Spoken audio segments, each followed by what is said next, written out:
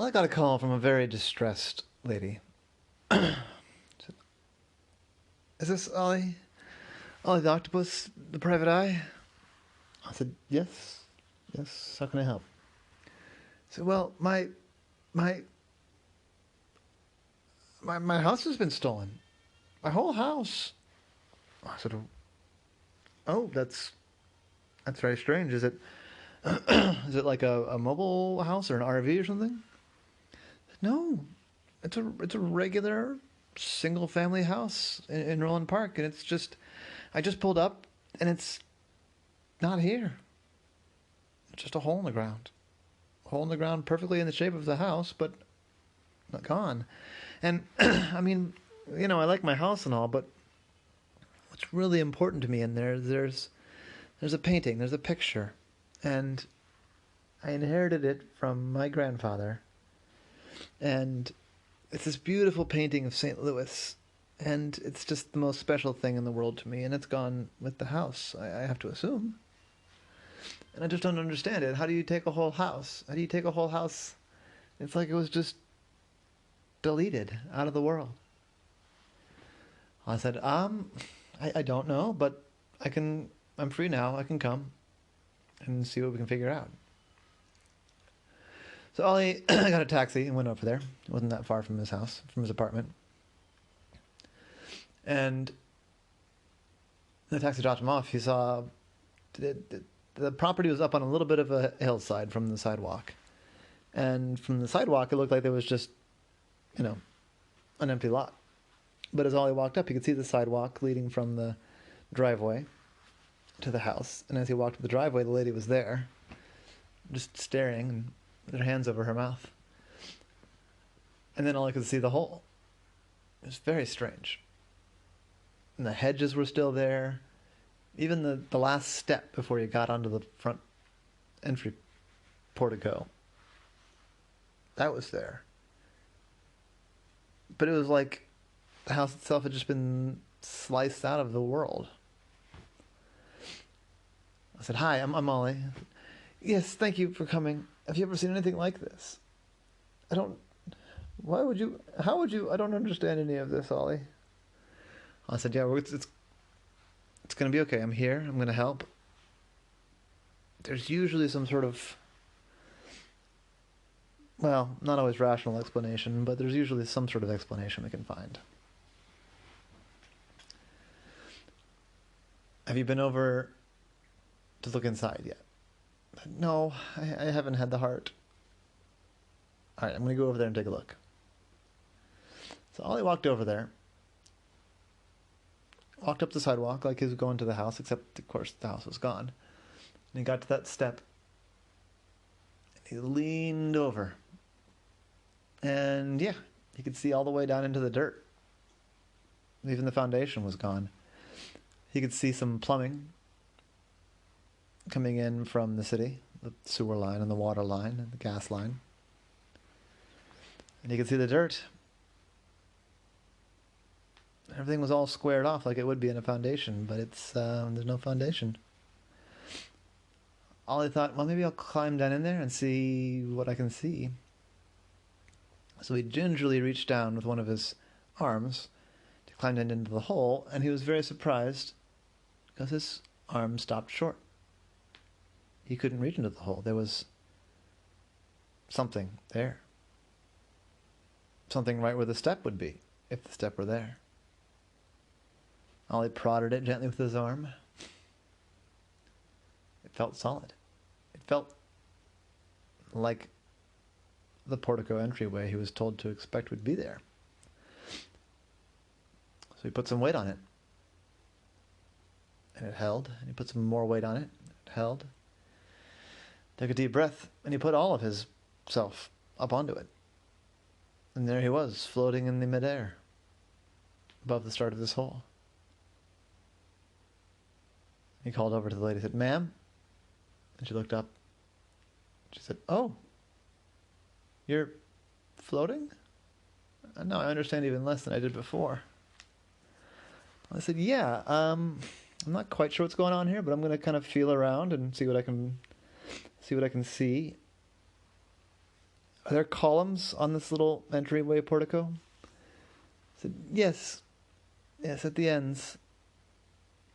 Ollie sort of reached out and he felt and he could feel some columns there. He couldn't see the columns, but he could feel them. So he gingerly felt his way toward where he expected the door to be and felt around, and there was a doorknob, and it clicked. It was locked. I said, ma'am, I think this sounds crazy, but I think the house is still here, but for some reason it's invisible. She said, my house is invisible. Well, I said, yeah, I think. I mean, I can feel the doorknob. It's locked. Do you want the key? I said, yeah, I guess so. Yeah, sure. So I walked over. Daddy is really invisible. Is what? Invisible. Honey, you're not speaking clearly. Can you speak clearly? And it is invisible. Yes, our house is invisible. Yes. Okay, lie down, please. So it is not there. It's still there, but it's invisible. So I went and got the key, walked back up, and felt around and found the doorknob and fit the key in the doorknob and turned it and unlocked the door. And he swung the door open and gingerly walked inside. He tried to imagine that he was walking down a darkened hallway so he wouldn't trip. He walked in and he still couldn't see anything. But as soon as he crossed over the threshold, the lady yelled. She said, no, Mr. Octopus, you're gone too now. Oh no, oh no, no, no. And I said, oh, I'm still here. And he came back outside. Oh good. Oh good, you are still here. I said, yeah, no problem. And just call me Ollie. You don't, Mr. Octopus is my father's name. Sure, sorry. What happened? I said, well, I went inside, and I guess whatever's making the house invisible makes everything inside invisible, I guess. She said, it's all very strange. It is very strange. And that's when Ollie noticed. He was looking up, and in the glint of the sun, he could swear he saw a very faint ray of light hitting where there would have been the roof of the house and kind of arcing over toward the Hopkins campus. It was kind of hard to see, but now that he'd spotted it, he could pretty much see. He said, ma'am, I can see some kind of beam hitting your house. I'm going to try and follow it. He said, what do you mean, like a laser? I said, well, not quite, because a laser would travel in a straight line, and this thing is making an arc. But, yeah, kind of. It looks kind of like a light beam. I don't know. I'm going to try and follow it and see where it leads. So I started walking, trying to keep this light beam in his sights above his head. And he realized he might have a safety problem, so he went back and said, ma'am, I need you to actually come with me, because I'm going to try and follow the light beam with my eyes. I need you to help me not wander into traffic or smack into anything. It's hard to see, but if I focus on it, I can see it. He said, okay, sure. So the two of them walked. Ollie following the light beam, and his client walking beside him, telling him when to pause for roads and things like that. And as Ollie had sort of predicted, the arc of this beam bent toward Hopkins, toward the physics building. Well, not quite. Toward the roof of the parking lot next to the physics building. As Ollie got closer and closer, he realized that's where it was led. Don't fidget. Just don't.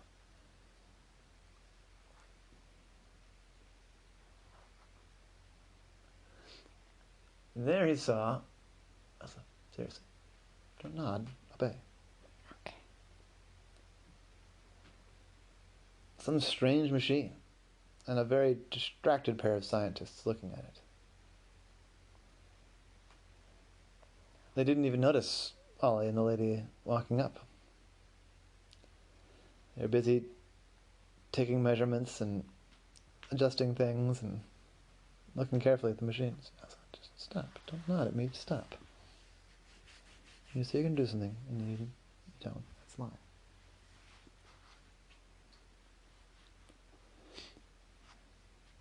No. Stop.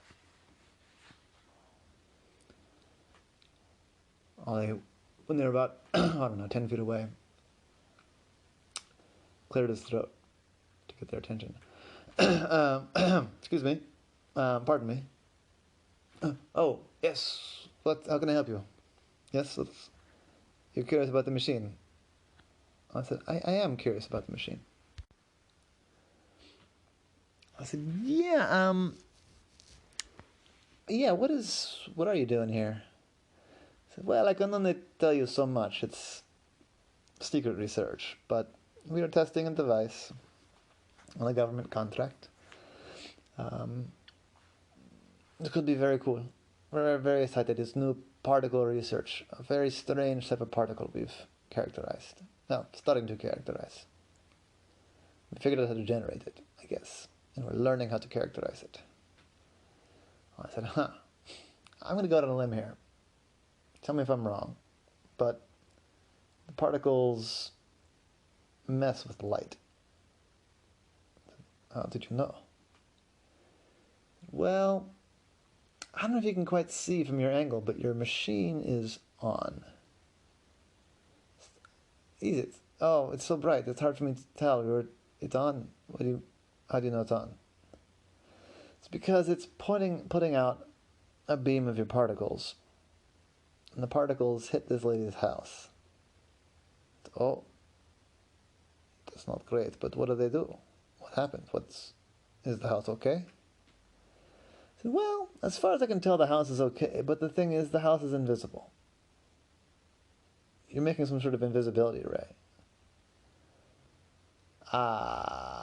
Okay. Now you know things that you're not supposed to know. That's like a government secret thing. That's a problem. I said, honestly, it's not my problem. It's your problem. Because your particle gun turned this lady's house invisible. So, if anybody revealed government secrets, it's you, pal. But I don't need to tell anybody else. I just need you to turn the machine off and not point it at this lady's house again. So do you say that... Okay, I mean, I will, yes, but... You say it hit her house, but it's pointed up in the air. I said, yeah. The beam made an arc. It's shot like a cannon, I guess. So it's not going straight in line. I said, no. So, well, I guess I guess they are particles. I'm sorry, ma'am, I'm very sorry. We pointed it up at the sky with the thought that it wouldn't affect anything here on Earth while we tested the power sources and things like that, but I didn't expect it to bend down like that. We'll turn it off right now. Just give me a few minutes. I need to shut it down carefully so it doesn't explode. I said, sure, no problem. I mean, now that I know what's going on, I don't feel so scared about it anymore. You said you can turn the thing off and the house will just reappear? It should, yes. Well, if you want to come over, take some measurements over at the house, I'm okay with that. I said, really? It was in his mind. I said, no. It's kind of interesting. It is so interesting. I'll tell you. Well, hold on. My colleague here, he can go get a non-disclosure agreement, and then we can tell you all about it. I said, can you grab one of those for me too? I'm fascinated. And they all laughed. And that was Ollie, in the case of the disappearing house and the disappearing painting.